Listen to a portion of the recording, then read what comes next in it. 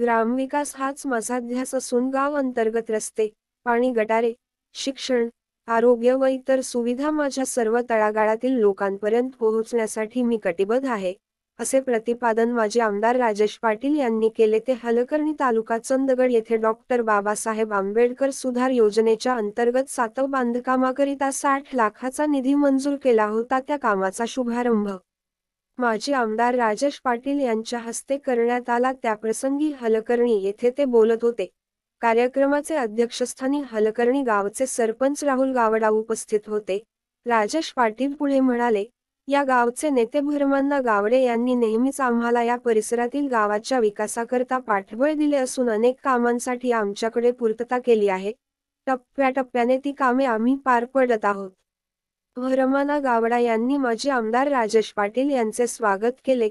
त्यावेळी भरमण्णा गावडे यांनी विविध विकास कामांकरिता निधी दिल्याबद्दल माजी आमदार राजेश पाटील यांचे आभार मानले. त्याचबरोबर या होणाऱ्या पुलामुळे अनेक गावाचा संपर्क जोडला जाणार असून शेतीपूरक व्यवसायाला चालना मिळणार असल्याचेही त्यांनी सांगितले.